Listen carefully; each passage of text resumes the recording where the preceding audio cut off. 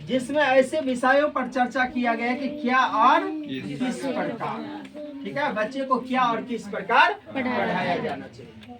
यानी आपको बच्चे को पहले से प्लानिंग करके बच्चे को आप क्या पढ़ाने के लिए जा रहे हैं, बच्चे को पढ़ाने के लिए क्या जा रहे हैं, आपका पढ़ाने का सिस्टम क्या, ठीक है। बच्चे को जो आप पढ़ाने के लिए जा रहे हैं उसमें जो है आप जो बच्चे के पढ़ाने के लिए जा रहे हैं उसमें सबसे पहले आपको एक अच्छे टीचर वो होते हैं जो खुद को पढ़ करके आते हैं, समझ में आ गया। तो आप जब बच्चे को कुछ नया पढ़ाने के लिए जा रहे हैं, है कि नहीं, वैसा टॉपिक स्टार्ट करने के लिए जा रहे हैं जो बच्चे नहीं जानते हैं, तो वैसे आप भी ये सोचिए कि हम भी उसको नहीं जानते हैं और जितना बार पढ़ाते हैं या पढ़ाने के लिए जाते हैं आप उसमें कुछ नया करके जाइए। अगर सेम पैटर्न रहेगा तो वह बच्चे दिलचस्प नहीं ले पाएंगे, समझ में आया कि नहीं।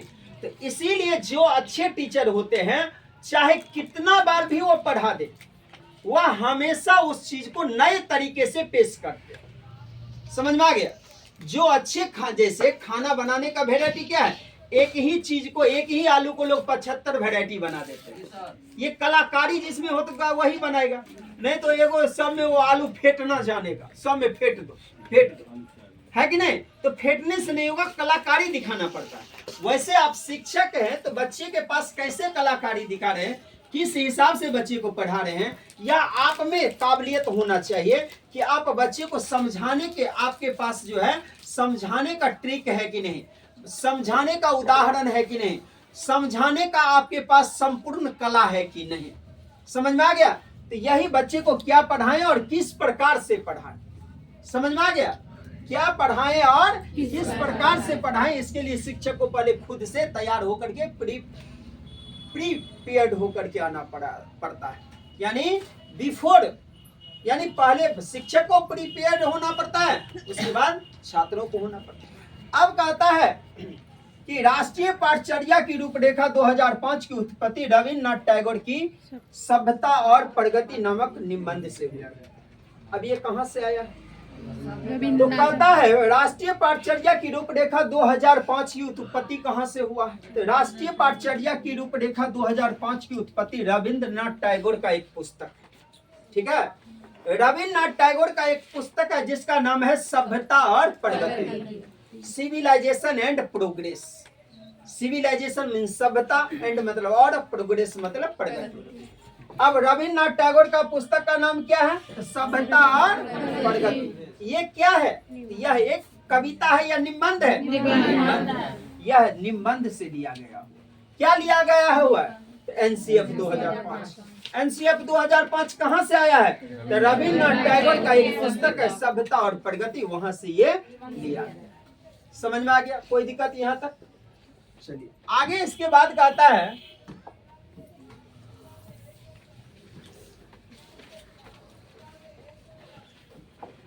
राष्ट्रीय पाठचर्या की रूपरेखा 2005 के अनुसार स्कूली शिक्षा पाठ्य पुस्तक केंद्रित न होकर के बाल केंद्रित हो, यानी किताब के अनुसार, यानी किताब जो है, यानी किताब के अनुसार से बच्चा नहीं पढ़ेगा, बच्चे के अनुसार से किताब तैयार किया जाएगा, ठीक है। बच्चे की उम्र को ध्यान में रखा जाएगा, बच्चे की योग्यता को ध्यान में रखा जाएगा, वैसा पाठ्यक्रम बोलता है, यानी तैयार होना चाहिए। पुस्तक केंद्रित ना होकर के बाल केंद्रित, है ना।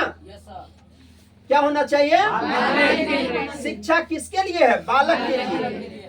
शिक्षा किसके लिए है, हाँ, यानी बाल केंद्रित शिक्षा होना चाहिए, पुस्तक केंद्रित शिक्षा नहीं होना चाहिए, ठीक है। बच्चा का जो उम्र है, जो उसका ज्ञान है, उसी के हिसाब से उसको सिलेबस तैयार करें। राष्ट्रीय पाठचर्या की रूपरेखा 2005 का अनुवाद संविधान की 8वीं अनुसूची में दी गई भाषाओं में भी किया गया है। राष्ट्रीय पाठचर्या की रूपरेखा 2005 का अनुवाद संविधान की 8वीं अनुसूची में, किसमें, संविधान की 8वीं अनुसूची में, किसमें, संविधान की 8वीं अनुसूची में दी गई भाषाओं में भी किया गया है। एनसीएफ 2005 को प्रोफेसर यशपाल की अध्यक्षता में तैयार किया गया था। अब ये एनसीएफ 2005 किसके अध्यक्षता में तैयार किया गया, प्रोफेसर यशपाल। किसके अध्यक्षता में? किसके अध्यक्षता में? राष्ट्रीय पाठचर्या की रूपरेखा 2005 के मार्गदर्शी सिद्धांत कहता है ज्ञान को स्कूल के बाहरी जीवन से जोड़ा जाए। बच्चे को जो आप पढ़ाते हैं उसके बाहर जीवन से, जो वह खेलने में प्रयोग करे, जो अपना परिवार में प्रयोग करे, जो वो अपना समाज में प्रयोग करे, उससे जोड़ करके बच्चे को पढ़ाना चाहिए। ज्ञान को स्कूल के बाहरी जीवन से जोड़ना चाहिए, यानी समाज से जोड़ करके उसे पढ़ाना चाहिए। पढ़ाई को रटंत प्रणाली से मुक्त किया जाना चाहिए। पढ़ाई को क्या करना चाहिए? रटंत प्रणाली से मुक्त किया जाना फिर से बोलो, जोर से बोलो। पढ़ाई को रटंत प्रणाली से मुक्त किया जाना चाहिए। क्या किया जाना चाहिए? क्या ये किया जाना चाहिए? पढ़ाई को रटंत प्रणाली से मुक्त किया जाना चाहिए। पाठचर्या पाठ पुस्तक केंद्रित ना हो। पाठचर्या क्या ना हो? पुस्तक केंद्रित। यानी पढ़ाई को रटंत प्रणाली से बच्चे को रटने पर, यह नहीं कि तुम रट करके ही उठोगे। अगर 10 लाइन दिए, 5 लाइन वह 7 लाइन समझ गया और अभी नहीं समझा तो छोड़ देना चाहिए, फिर वो बाद में समझ लेगा। ये नहीं कि 10 लाइन दिए, तुमको जैसे होगा वो रट करके ही उठना है, तो ऐसा पढ़ाई नहीं करवाना चाहिए। पढ़ाई को ठीक है। पाठचर्या पाठ पुस्तक केंद्रित ना हो। पाठचर्या क्या ना हो? पाठ पुस्तक केंद्रित नहीं। ऊपर में भी बताए हैं, पाठ बच्चे को वैसे पाठ पुस्तक केंद्र के हिसाब से नहीं पढ़ाना चाहिए। पाठचर्या पाठ पुस्तक केंद्रित ना हो। विद्यालय में दी जाने वाली शिक्षा को विभिन्न प्रकार की गतिविधि से जोड़ा जाए। विद्यालय में जो शिक्षा मिले बच्चे को, उसको विभिन्न प्रकार की गतिविधि से जोड़ करके बताना चाहिए या पढ़ाना चाहिए। जैसे खेल की गतिविधि से, है ना, संगीत की गतिविधि से, है ना, पढ़ाई की गतिविधि, है ना, बातचीत की गतिविधि, है ना। तो हर एक गतिविधि के माध्यम से बच्चे को पढ़ाया जाना चाहिए। हर एक गतिविधि के अनुसार बच्चे को क्या करना चाहिए? पढ़ाया जाना चाहिए। आगे क्या कहता है? राष्ट्रीय मूल्यों के प्रति आस्थावान विद्यार्थी तैयार किए जाए। राष्ट्रीय मूल्यों के प्रति आस्थावान विद्यार्थी तैयार किया जाए। सही बात कहता है। यानी देश है तो हम हैं, है ना, इसी को राष्ट्रीयवान, है ना। विद्यार्थी को राष्ट्र के प्रति ईमानदार, सजग, शालीनता, कुशल, है कि नहीं, और नैतिकता के साथ जिम्मेवार व्यक्ति की तरह देश के लिए खड़ा होना चाहिए। ऐसा ज्ञान शिक्षक को बच्चे को देना चाहिए कि बच्चा में नैतिकता अच्छा हो। बच्चे देश के लिए है, देश है तो बच्चे हैं, देश है तो हम हैं, है कि नहीं। अगर देश नहीं तो हम नहीं, ठीक है। तो पहले देश, उसके बाद हम। समझ में आ गया? तो ऐसे बच्चे को ज्ञान देना चाहिए। उसके बाद क्या कहता है? एनसीएफ 2005 का निर्माण एनसीईआरटी द्वारा किया गया था। अब ये एनसीएफ का निर्माण किसके द्वारा किया गया था? किसके द्वारा? फिर से बोलो, किसके द्वारा? किसके द्वारा? किसके द्वारा? एनसीएफ किसके द्वारा तैयार किया गया? एनसीएफ 2005 किसके द्वारा तैयार किया गया? किसके द्वारा? एनसीईआरटी के द्वारा तैयार किया गया था। ठीक है। अब इसके बाद कहता है कि एवं इसको पूर्ण करने का कार्य निर्देशक प्रोफेसर कृष्ण कुमार के नेतृत्व में किया गया था, है ना। इसका निर्देशक, है ना, कौन था? प्रोफेसर कृष्ण कुमार ने। इसका प्रमुख लक्ष्य था आत्मज्ञान। याद रखिएगा, एनसीएफ किसके द्वारा तैयार किया गया था भाई? तो एनसीईआरटी द्वारा तैयार किया गया था। इसका निर्देशक कौन था? तो प्रोफेसर कृष्ण कुमार, है ना। उसके बाद इसको तैयार करने का प्रमुख लक्ष्य क्या था? प्रमुख लक्ष्य आत्मज्ञान। क्या? क्या? क्या? आत्मज्ञान क्या होता है? जो अपने अंदर जो ज्ञान हो। आत्मज्ञान का मतलब होता है कि वह ज्ञान, है कि नहीं, जिसको लेने के लिए बच्चे खुद, है ना, जिसको प्राप्त करने के लिए बच्चे खुद तैयार हो, जिसको सीखने के लिए बच्चे खुद एग्रेसिव हो, है ना, जिसको सीखने के लिए बच्चे सदैव सतत प्रयास करते रहे, उसी को कहते हैं आत्मज्ञान। उसी को क्या कहते हैं? आत्मज्ञान। अर्थात विद्यार्थी को अलग अलग अनुभव का अवसर दे करके उन्हें स्वयं ज्ञान की प्राप्ति करनी है ना। बच्चे को अलग अलग अनुभव अवसर दे करके उसके अनुभव के आधार पर वह ज्ञान को प्राप्त करता है। राष्ट्रीय पाठ्यचर्या की रूपरेखा 2005 के अनुसार हर विद्यार्थी को अपनी क्षमता और कौशल होते हैं, तो हर विद्यार्थी को उसे व्यक्त करने का मौका प्रदान किया जाना चाहिए। अब एनसीएफ 2005 क्या कहता है? ये भी बात कहता है कि हर विद्यार्थी के अनुसार उसको ज्ञान दे होना चाहिए। हर विद्यार्थी के पास ऐसा कौशल होता है कि वह खुद कोई कार्य करने में सक्षम होता है कि नहीं? तो आप कोई काम जब करते हैं तो बच्चे को खुद करने का एक मौका दीजिए, है ना। एनसीएफ 2005 यही कहता है, पहले बच्चे को मौका दीजिए। बच्चे खुद, है ना, करने में एक्टिव हैं, बच्चे खुद साइंटिस्ट हैं। कौन ये बात बताएं? और यहाँ एनसीएफ 2005 भी वही बात बता रहा है। समझ में आया कि नहीं? आगे कहता है एनसीएफ 2005 का प्रमुख सूत्र क्या है? बिना भार का। क्या है? बिना भार का अधिगम। याद रखिएगा, एनसीएफ 2005 का प्रमुख सूत्र पूछेगा, सूत्र, है ना। बिना भार क्या बोलिएगा? एनसीएफ 2005 का प्रमुख सूत्र है बिना भार का अधिगम, यानी लर्निंग विदाउट बर्डन। क्या बोलिएगा? Learning without burden. Learning without burden. राष्ट्रीय पाठ्यचर्या की रूपरेखा 2005 का प्रमुख सुझाव क्या है भाई? तो कहता है, क्या कहता है? बालक सक्रिय है, वह स्वयं जो जाने और सीखे और नई चीजें को आजमाए, जोड़े तोड़े, गलतियां करे और स्वयं सुधार करे। अब समझ में आया? ये भी बहुत इम्पोर्टेंट पॉइंट है कि नहीं? एनसीएफ 2005 का प्रमुख सुझाव, जब हम पूछेंगे प्रमुख सुझाव क्या है तो क्या बोलिएगा? सक्रिय है, कहता बालक सक्रिय है। प्रमुख सुझाव क्या बताया? तो बालक सक्रिय है, एक्टिव है, बालक खुद करने के लिए तैयार है, बालक खुद कर सकता है, वह स्वयं से जाने, वह खुद से कोई नया चीज करे, खुद से कुछ करने जाने और सीखे और नई नई चीजों को आजमाए, और नई नई चीजों को क्या करें? जोड़े तोड़े। जैसे बच्चा खिलौना लेता है, उसको जो है देखता है, और कुछ देर के बाद उसको तोड़ना शुरू कर देता है। चक्का खोलेगा, शीशा खोलेगा, है कि नहीं? उसके बाद उस नहीं खुलेगा तो पेन भोंकेगा, नहीं खुलेगा तो टूटेगा तो पटकेगा, ठीक है। उसके बाद देख लेगा अंदर में क्या सब है, ठीक है। प्लास्टिक का है तो पापा है ना। प्लास्टिक का 2 आदमी बैठा है तो पापा मम्मी गाड़ी में था, चलो अब सेट कर दो, बैठा दो मम्मी पापा, ठीक है। तो यानी बच्चा खुद तोड़ता है, खुद जोड़ता है।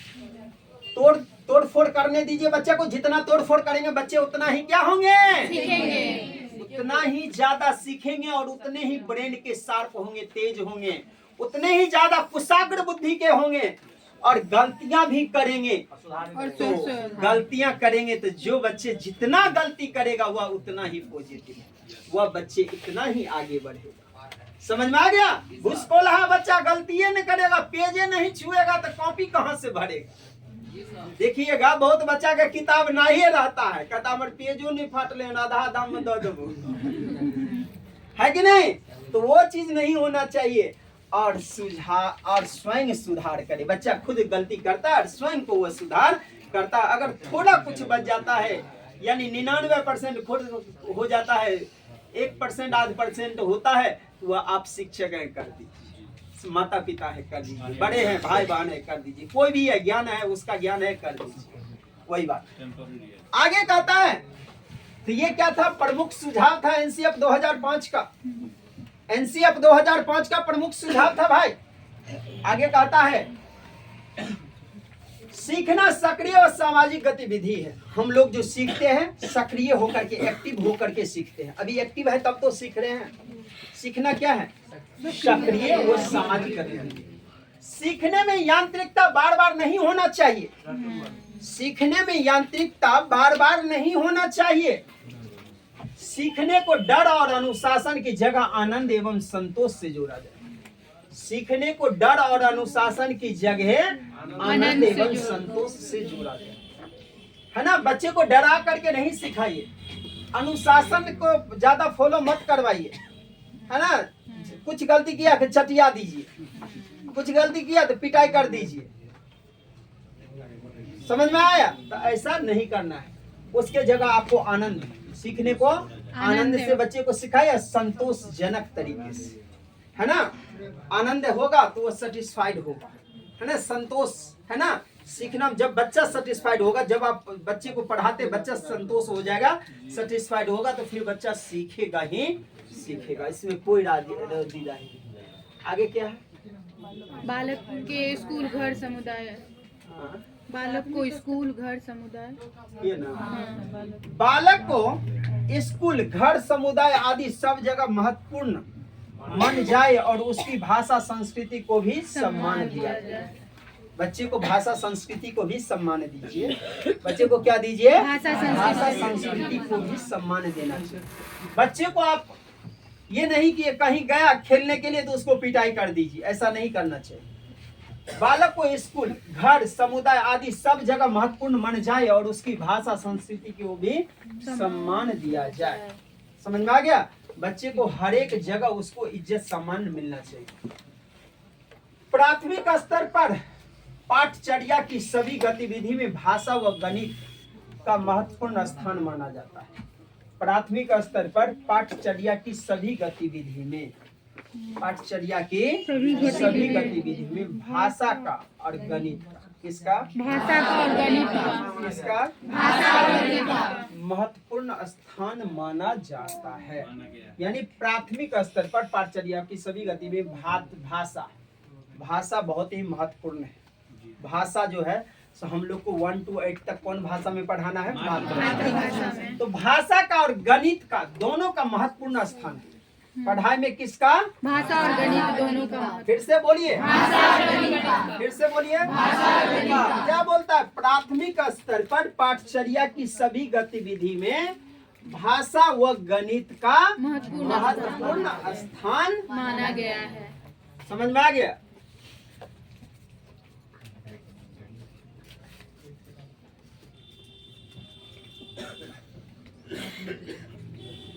हो गया? आगे आगे क्या है? बहुभाषिक कक्षा शिक्षण 3 भाषाओं त्रिभाषा सूत्र का वकालत करता है। किसका वकालत करता है? कितने भाषा का? कितने भाषा का?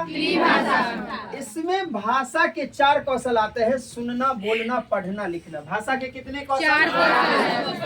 आकलन व मूल्यांकन, सतत व व्यापक मूल्यांकन, सीसी रचनात्मक आकलन। आकलन, मूल्यांकन।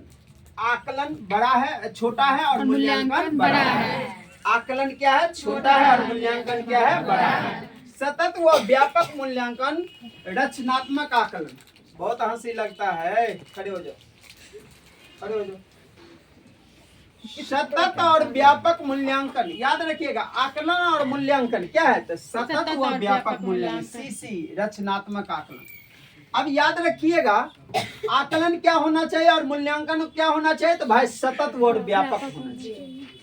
क्या होना चाहिए? सतत और व्यापक होना चाहिए। जिसको हम क्या कहते हैं? सीसी, है ना, कंटिन्यूअस कॉम्प्रिहेंसिव इवैल्यूएशन, जिसको रचनात्मक आकलन भी कहें। ठीक है। निदानात्मक आकलन क्लास 10th बोर्ड की परीक्षा ऐच्छिक होनी चाहिए। क्या होनी चाहिए? ऐच्छिक का मतलब क्या? बोलिए। हाँ। आगे, किसी भी प्रकार की सूचना को ज्ञान मानने से बचा जाए। हर बात को जो है सो हर एक समय जो है कोई कुछ बोल दे तो उससे ज्ञान ही प्राप्त नहीं होता है। अगर आपका दोस्त कुछ ऐसा भी बात सिखा देगा, सिगरेट पियो, मूड फ्री हो जाएगा, इसको ज्ञान मानिएगा क्या? हाँ किया मैं कहता है ना, गलती कहता है, ये तो बोलेगा फूक दो, ठीक है, वो सब नहीं करना है। बोलेगा फिर पियोगे ना तो एकदम मूड फ्री हो जाएगा, वो सब कुछ नहीं होगा, तुम ही फ्री हो जाएगा। चलो आगे। विद्यार्थी को दी जाने वाली शिक्षा में शिक्षण सूत्र जैसे ज्ञात से अज्ञात की ओर, ज्ञात से ज्ञात से ज्ञात से ज्ञात से ज्ञात से, ये बात सभी आदमी को पता है कि नहीं? किसी को ये बात है? नहीं पता है। पढ़ाई ज्ञात से अज्ञात की ओर होना चाहिए। बच्चे जो जानते हैं वह ज्ञात हो गया, जो नहीं जानते हैं वह अज्ञात हो गया। समझ में आया? ज्ञात से ज्ञात से मूर्त से मूर्त से मूर्त से, यानी बच्चे को पहले दिखा करके पढ़ाना चाहिए। है कि नहीं? बच्चे को पहले क्या करना चाहिए? दिखा करके पढ़ाना चाहिए। देखो ये पेड़ है, ये क्या है? पेड़ है। ठीक है, बच्चे से समझेगा अच्छा यही पेड़ है, हाँ जी यही पेड़ है, यही पेड़ है। अब बच्चा जो सोचेगा ये पेड़ है, ये ऑक्सीजन देता है, तो ये क्या हो गया? मूर्त हो गया। अब क्या, तो बाद में इसको नहीं भी दिखाएंगे तब भी वो समझ जाएगा, मूर्त से मूर्त। आगे है, शिक्षण सूत्रों का अधिक से अधिक प्रयोग किया जाए। शिक्षण सूत्रों का अधिक से अधिक प्रयोग किया जाए। शिक्षण सूत्र मतलब मैथमेटिक्स फार्मूला, क्या वही हुआ शिक्षण सूत्र। आगे है, सजा व पुरस्कार की भावना। सजा व पुरस्कार की भावना को सीमित किया जाए। सजा व पुरस्कार की भावना को सीमित किया जाए। सजा को क्या, हमेशा सजा नहीं देना चाहिए। कभी हो गया 100 बच्चा में एगो को सजा मिलता है, समझ में आ गया, तो उसका सजा का सजा हुआ नहीं हुआ, उसको सजा को सजा नहीं बोले। पुरस्कार, पुरस्कार को सीमित किया जाए। समझ में आ गया? पुरस्कार का मतलब क्या? पुरस्कार शब्द निगेटिव है, सजा शब्द निगेटिव है। ऐसे बच्चे को नहीं पढ़ाना चाहिए, को सीमित किया जाए, यानी ना के बराबर। किसके तरह इस्तेमाल करना चाहिए? ना के बराबर।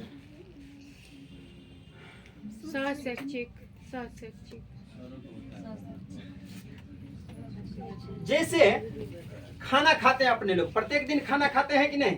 तो क्या जैसे सजा और पुरस्कार को क्या कहता है? सजा और पुरस्कार की भावना को सीमित किया जाए। जैसे अपने लोग खाना खाते हैं तो रोटी चावल प्रत्येक दिन खाते हैं, क्या, और महीना में या साल में कभी जो है से मतलब भोज में रसगुल्ला खा लिए, या 10 दिन 20 दिन खा लिए, तो वो 365 दिन का कंपेयर नहीं हो सकता है। या आपके घर में कभी रसगुल्ला बना है कि नहीं, तो आप खाए हैं, तो उससे तो नहीं होगा। तो ऐसे ही अगर कोई आदमी बोलता है क्यों कथी बनते घर में, तो कहते रसगुल्ला खाबी, यानी कहने का मतलब वो नहीं होने वाला है। समझ में आ गया? और जब भूख लगा रहता है, बहुत गुस्सा आता है, कहता है कोई आदमी खाना खाए तो हाँ खेलिए ना, रसगुल्ला खेलिए। समझ में आया कि नहीं? यानी वो क्या है? नाक के बराबर। तो वो आदमी ऑटोमेटिक समझ जाएगा कि नहीं खाया। ऐसा आंसर दिया है कि वो समझ जाएगा कि भूखले है अभी तक, अब इसको जल्दी प्रबंध कर देने तो और कुछ खिला देगा। समझ में आ गया? आगे कहता है, शैक्षिक गतिविधि में बच्चे और अभिभावक को भी जोड़ा जाए। ये एनसीएफ 2005 कहता है, सह शैक्षिक गतिविधि में बच्चे और अभिभावक को भी जोड़ा जाए। किसको जोड़ा जाए? और एनसीएफ 2005 में त्रिभाषा सूत्र का बात किया है। एक हो गया मातृभाषा, दूसरा हो गया स्कूल का भाषा, एक हो गया मातृभाषा, दूसरा हो गया द्वितीय भाषा जैसे हिंदी, अपने लोग का मातृभाषा है मैथिली, दूसरा भाषा हिंदी, और तीसरा भाषा जो है तो आप अंग्रेजी रखिए, उसके बाद जो है सो बोडो रखिए, संथाली रखिए, है ना, उस जापानी रखिए, जो रखना है रख सकते हैं, है ना। एनसीएफ 2005 त्रिभाषा सूत्र की वकालत करता है। समझ में आ गया? आप नहीं पास करबो तो लोरहे घसल छ कपार में के क्या। चलिए आगे, विशाल पाठ्यक्रम वो मोटी किताबें शिक्षा प्रणाली की असफलता का पहचान है। मोटका किताब जिसको रहेगा समझिए फैले है, ठीक है। घुसखोरहा सबको देखिएगा किताब इतना रखेगा, जो देखिएगा पगला स्टूडेंट है, घुसखोरहा है, वो इतना किताबें का छक्की लगा करके, इतना कॉपी देख करके आपको शौक ले, सुंदर सुंदर कॉपी रख ले, वही पर नामों लिखा नहीं रहता है, ठीक है। तो ये सब असफलता का कारण होता है।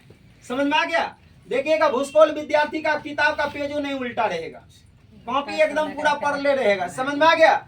और जब एग्जाम खत्म हो जाता है कचरा वाला का हाथे बेच देता है, ठीक है, और वह जो है कॉपी किताब सब वैसे का वैसे ही रह जाता है। तो वही चीज कहता है, मूल्य क्या बताया है? विशाल पाठ्यक्रम और मोटी, फिर से बोलिए, विशाल पाठ्यक्रम। विशाल पाठ्यक्रम का मतलब क्या? ज्यादा पाठ्यक्रम नहीं होना चाहिए, जितना बच्चे का आयु है उसी के अनुकूल होना चाहिए। विशाल मतलब बहुत बड़ा पाठ्यक्रम नहीं होना चाहिए।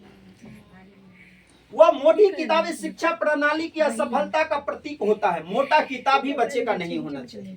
क्या नहीं होना चाहिए? मोटा किताब नहीं। क्या नहीं होना चाहिए? मोटा किताब नहीं। मोटा किताब भी, इतना मोटा का किताब नहीं होना चाहिए, है ना। इससे भी बच्चा असफल होता है। मूल्यों का उपदेश दे करके नहीं, वातावरण दे करके स्थापित किया जाए। अब देखिए, मूल्यों को उपदेश देकर नहीं, उपदेश शब्द निगेटिव है। उपदेश शब्द क्या है? निगेटिव है। उपदेश दे करके नहीं, वातावरण दे करके समझाना चाहिए। बच्चे को उपदेश देना चाहिए? नहीं। वातावरण देना चाहिए। बच्चे को उपदेश देना चाहिए? क्या देना चाहिए? वातावरण देना बच्चे को स्कूल के बाहर जीवन से तनाव मुक्त वातावरण प्रदान करना चाहिए। जब बच्चे आए तो उसको खेलने कूदने का थोड़ा मौका मिलना चाहिए। पुस्तकालय में बच्चे को स्वयं पुस्तक चुनने का अवसर दे। बच्चे को जो किताब का जरूरी है वह खुद ले लेगा। सांस्कृतिक कार्यक्रमों में मनोरंजन के स्थान पर सौंदर्य बोध। सांस्कृतिक कार्यक्रम हो तो मनोरंजन के स्थान पर क्या? सौंदर्य बोध। ऐसा चीज करवाई बच्चे को जो कि उसको काम आवे, जिससे वो नैतिकता सीखे, जिससे वो मॉरलिटी सीखे, है कि नहीं, जिससे उसका आचरण अच्छा हो, अनुशासन अच्छा हो। वैसा सौंदर्य बोध मनोरंजन के स्थान पर क्या होना चाहिए?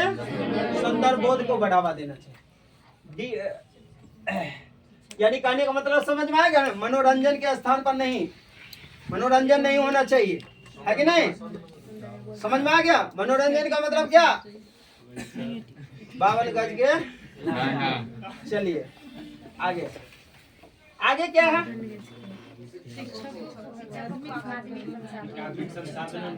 शिक्षकों को अकादमिक संसाधन और नवाचार आदि समय पर पहुंच जाए, है ना। चौक डस्टर ये सब, है ना, समय पर मिलना चाहिए। समुदाय को मानवीय संसाधन के रूप में प्रयुक्त होने का अवसर दे। मानसिक स्तर एवं योगदान के अनुसार पाठ्यक्रम का निर्धारण। पहले ही बता दिए, मानसिक स्तर एवं योग्यता के अनुसार पाठ्यक्रम का निर्धारण।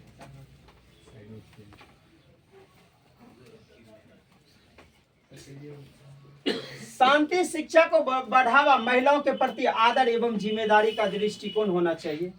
ठीक है। बालकों को चौमुखी विकास पर आधारित होना चाहिए। सभी विद्यार्थी हेतु समावेशी वातावरण तैयार करना चाहिए। ठीक है।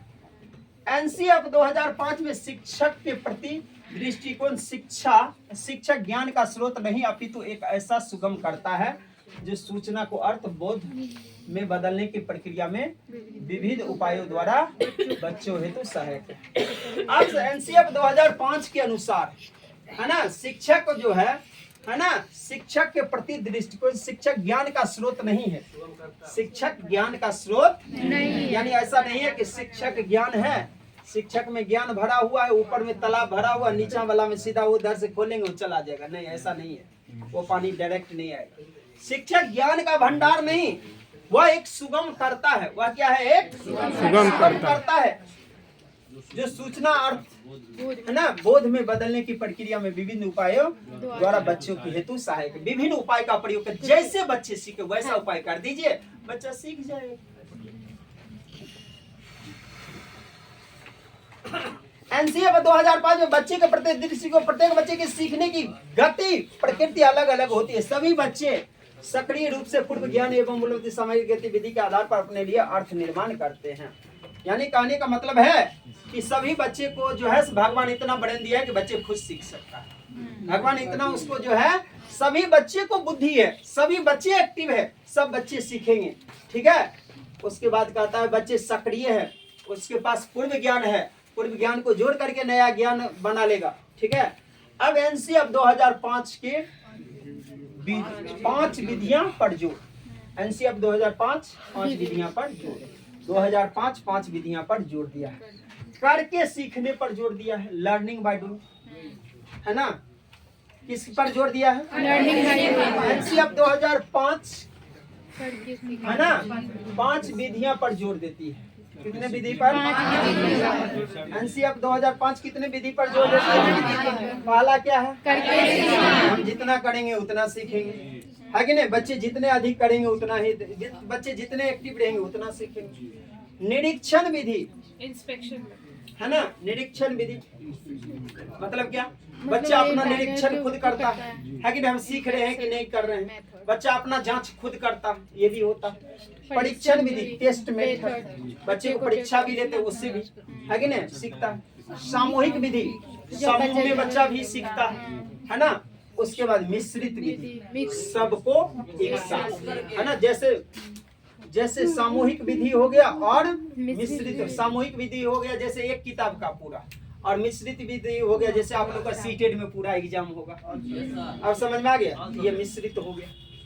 आगे है राष्ट्रीय पाठचर्या 2005 से संबंधित महत्वपूर्ण प्रश्न। राष्ट्रीय पाठचर्या की रूपरेखा 2005 किसकी समझ प्राप्त होती है? 2005 में किसकी समझ प्राप्त होती है? किसकी समझ प्राप्त होती है? राष्ट्रीय पाठचर्या की रूपरेखा 2005 के अनुसार शिक्षक की भूमिका कैसी होनी चाहिए? कैसा होना चाहिए? कैसा होना चाहिए? कैसा होना चाहिए? कैसा होना चाहिए? और ये क्या है? रचनावाद। ये क्या है? ये क्या है? राष्ट्रीय पाठचर्या की रूपरेखा 2005 किसकी समझ प्राप्त करती है? किसकी समझ प्राप्त करती है? किसकी समझ प्राप्त करती है? राष्ट्रीय पाठचर्या की रूपरेखा 2005 के अनुसार एक शिक्षक की भूमिका कैसी होनी चाहिए? कैसी होनी चाहिए? कैसी होनी चाहिए? कैसी होनी चाहिए? कैसी होनी चाहिए? कैसी होनी चाहिए? कैसी होनी चाहिए? कैसी होनी चाहिए? कैसी होनी चाहिए? और 2005 किसकी समझ प्राप्त होती है? किसकी समझ प्राप्त होती है? राष्ट्रीय पाठचर्या की रूपरेखा 2005 में किसकी समझ प्राप्त होती है? राष्ट्रीय पाठचर्या की रूपरेखा 2005 के अनुसार एक शिक्षक की भूमिका कैसी होनी चाहिए? सुविधादाता, यानी शिक्षक फैसिलिटेटर है ना पूरा, यानी 99% बच्चे सब कुछ है, 1% शिक्षक। समझ में आ गया? यही हो गया सुविधादाता। समझ में आ गया? जैसे गाड़ी किसी का कोई आदमी ठीक कर दिया, 10 रुपया लिया। समझ में आ गया? तो शिक्षक वही सुविधादाता है। समझ में आ गया? जैसे साइकिल के दुकान वाला क्या है? सुविधादाता है कि नहीं? आप जाते हैं, आपको सुविधा देता है। पंचर हो गया, पंचर 60 देता है। ठीक है, आगे क्या? एनसीएफ की फुल फॉर्म क्या होता है? पहले ही बता दिए, नेशनल करिकुलम। एनसीएफ 2005 के अनुसार अंग्रेजी सीखने का उद्देश्य क्या है? अंग्रेजी सीखने का एनसीएफ 2005 का अंग्रेजी सीखने का उद्देश्य। एनसीएफ 2005 बल देता है किस पर? किस पर बल देता है? किस पर बल देता है? चलिए अब इसका एक सारांश हम तुरंत बता देते हैं। क्या?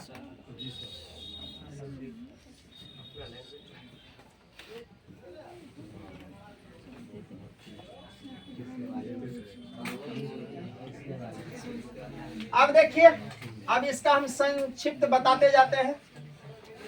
एनसीएफ फुल फॉर्म, एनसीएफ का फुल फॉर्म याद कर लेना है। क्या बोलिएगा? 2005।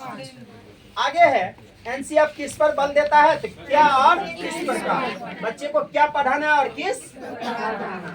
फिर से बोले, बताइए।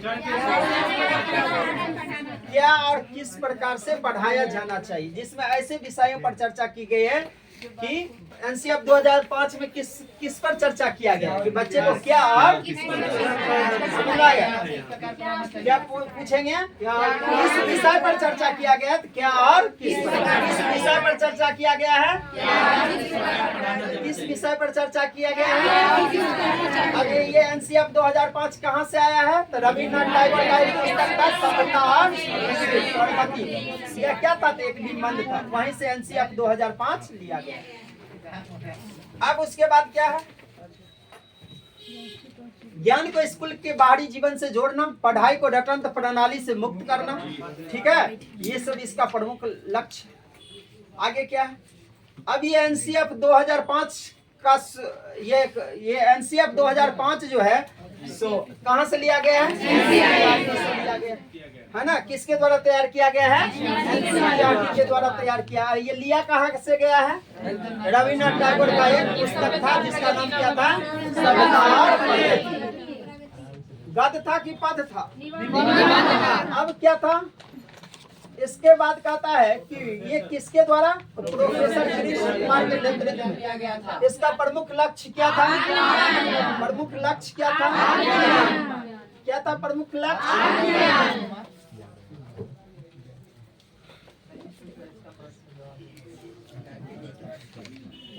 अब एनसीएफ 2005 का प्रमुख सूत्र क्या है? क्या है? फिर से बोलिए। अच्छा, एनसीएफ 2005 का प्रमुख सुझाव क्या है? बालक सक्रिय सुझाव क्या है? वह स्वयं जाने और सीखे, नई नई चीजों को आजमाए, जोड़े तोड़े और गलत करके स्वयं सुधारे। ठीक है, ये क्या है? सुझाव है।